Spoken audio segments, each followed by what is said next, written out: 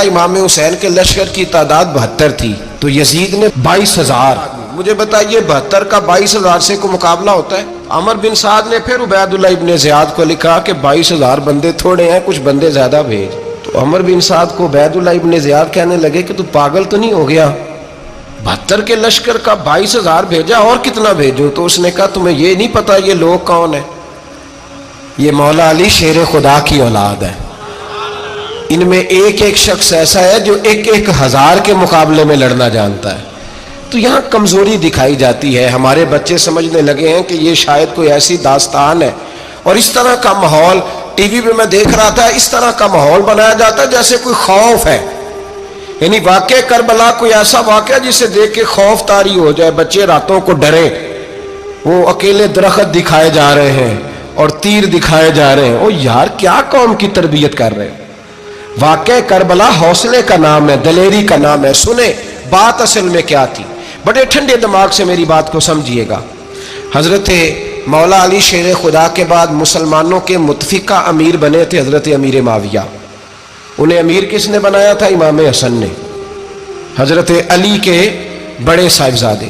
حضرت امام حسن نے ان سے صلح کی، انہیں خلافت دی، اور صحیح بخاری میں نبی پاک نے فرمایا تھا میرا بیٹا حسن سردار ہے، جب مسلمانوں کی جماعتوں میں لہو بہہ جائے گا تو حسن ان کی صلح کرا دے گا.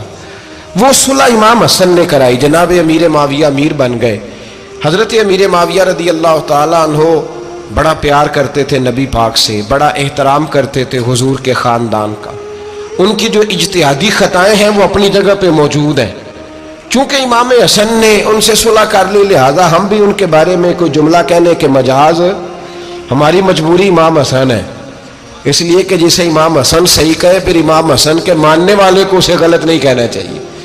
حضرت امیر معاویہ رضی اللہ تعالیٰ عنہ کا جب وصال ہوا تو حضرت امام حسن پہلے ہی ان سے وصال کر گئے، آپ کو زہر دے دیا گیا، آپ شہید ہو گئے. امام حسین موجود تھے تو یزید کے بارے میں لوگوں نے کہا جناب امیر معاویہ سے کہ یہ ٹھیک ہے، مناسب ہے اور بہادر ہے، دلیر ہے، وہ جو ہوتے ہیں نا خوش آمدی ٹولہ. تو حضرت امیر معاویہ کے گرد بھی کچھ ایسے لوگ تھے، انہوں نے آپ سے کہا کہ یزید کو نامزد کر دیں. تو آپ نے یزید کو بلایا، حوالہ مجھ سے دیکھ لیجئے گا. بلا کے فرمایا کہ 3 بندوں کے سامنے اپنی خلافت پیش کرنا، اگر وہ تجھے مان جائیں تو امیر بن جانا، نہ مانے تو چپ کر کے گھر بیٹھ جانا. وہ 3 بندے کون ہیں؟ جناب عبداللہ ابن عباس، حضرت عبداللہ بن زبیر اور امام حسین رضی اللہ تعالیٰ عنہ. یہ وصیت فرمائی جناب امیر معاویہ. ہوا یہ کہ یزید جب امیر بنا نا، 2-3 چیزیں ہوتی ہیں جب کسی بندے کو قابو کرنا ہوتا ہے، 2-3-4-5 چیزیں ایسی ہوتی ہیں جس سے بندہ قابو آتا ہے. تو اس نے بھی فوری طور پہ، یزید نے دیکھا میرے لیے مسئلہ کیا بن سکتا ہے. ولید بن عتبہ اس وقت مدینے کا گورنر تھا. یزید نے اس کو خط لکھا کہ امیر عرب کا رواج آج بھی ہے کہ جب تک نئے خلیفہ کی بیعت نہیں ہو جاتی پرانے کے انتقال کی خبر ہی نہیں دیتے، اس کو رکھے رکھتے ہیں. یہ ان کا طریقہ ہے. وہ کہتے ہیں کہ ولی عہد اچھی طرح قبضہ کر لے پھر بتائیں گے. حضرت امیر معاویہ کا وصال ہو گیا، بتایا نہیں. یزید نے اب کیا کیا، کیونکہ بڑا چلاک آدمی تھا، بڑا شاطر تھا، بڑا تیز تھا، اس نے ولید کو خط لکھا. کہنے لگا کہ فوری طور پہ عبداللہ ابن عباس کو بلاؤ اور اسے کہو میری بیعت کریں. یہ جو بیعت ہوتی تھی نا، یہ بھی سن لے کیا ہوتی تھی. یہ بیعت حلف ہوتا تھا کہ میں اللہ رسول کے نام پہ حلف دیتا ہوں کہ میں یزید کی اطاعت کروں گا، میں اس کے خلاف کوئی بغاوت نہیں کروں گا. یہ بیعت لوگ سمجھتے ہیں کہ بس ہاتھ پکڑنے کا نام بیعت تھا. اس بیعت کا متبادل جمہوری ملکوں کے اندر ووٹ آیا ہے.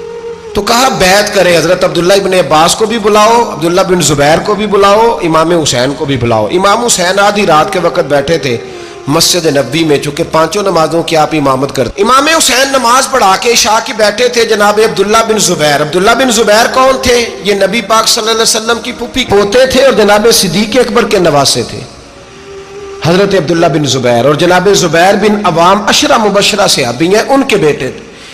بہت زیرک آدمی تھے. یہ بھی امام حسین کے پاس بیٹھے تھے. عبداللہ ابن عباس بھی تھے جو حضور کے چچا کے بیٹے ہیں، اس امت کے پہلے مفسر ہیں قرآن پاک. یہ لوگ بیٹھے تھے. تو ولید نے ایک بندہ بھیجا، اس نے آ کے کہا جناب آپ کو گورنر صاحب نے بلایا ہے.